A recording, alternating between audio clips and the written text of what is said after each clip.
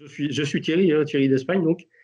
Je suis le gérant, donc le créateur et le gérant de l'aire de Lannes-Florenne à Surzur, donc à 2 pas du golfe du Morbihan, hein, juste à l'entrée de la presqu'île de Rhuys, en Bretagne. Donc. On avait déjà malheureusement l'expérience du premier confinement, hein, donc j'ai fermé l'aire physiquement. Par contre, la seule dérogation qu'il peut y avoir, c'est d'accueillir justement les camping-caristes à l'année, qui eux doivent forcément trouver un lieu à pouvoir se stationner et puis continuer à vivre décemment, quoi, hein. Donc c'est bien ce qu'on a mis en place. C'est-à-dire que c'est exactement la même chose que ce que j'avais fait sur le premier confinement. C'est-à-dire qu'en fait, physiquement, il n'y a pas d'achat de ticket possible, il n'y a pas d'entrée possible par une personne de l'extérieur non gérée.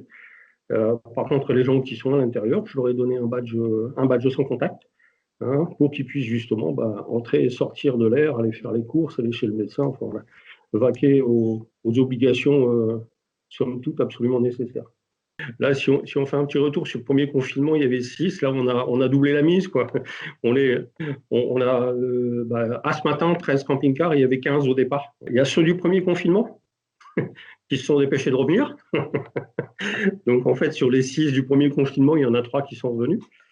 Il y a ceux qui nous connaissent maintenant, et avec qui on avait échangé justement sur le confinement, ce qu'on avait mis en place, etc.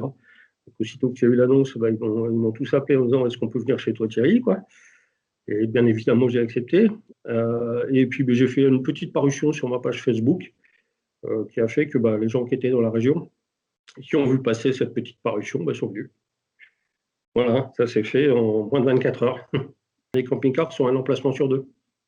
Ce qui permet d'avoir au minimum 8 mètres entre chaque camping-car. Ils sont tous garés en marche arrière, donc il n'y a pas de vis-à-vis. Donc voilà, quoi, c'est large. On est en densité, on a une personne pour 120 mètres carrés, quoi. C'est assez royal. C'est mieux que dans les écoles. En parallèle, pour essayer d'agrémenter justement le séjour de nos hôtes, on a maintenu tout ce qui pouvait être, tout ce qui est possible, hein. C'est-à-dire que pouvoir faire des livraisons. Donc j'ai un ostréiculteur qui livre en fait, et sur commande 24 heures avant, il livre ses huîtres, bien évidemment. Il peut livrer des boules également. Je fais venir une crêpière, voilà, qui est à l'extérieur et qui fait de la vente à emporter. Et en plus, pour sécuriser, pour éviter les files d'attente, on fait une remise des crêpes sur rendez-vous. Voilà. Donc, on a des petits créneaux horaires. Donc, toutes les 5-10 minutes, il y a un camping-car qui vient chercher ses crêpes. Et les commandes, c'est pareil, je les récupère la veille. Donc voilà, puis moi j'ai un petit peu de vente à emporter de cidre local. Tout ça, c'est voilà.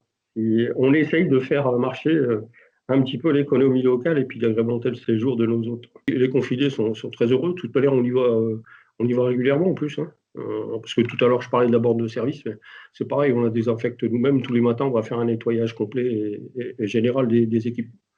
Et puis, ça permet justement d'échanger un peu, de voir si tout se passe bien, et d'avoir ce retour qui est généralement bon, hein, comme tous les commentaires qu'on peut avoir sur toutes les applications possibles et imaginables.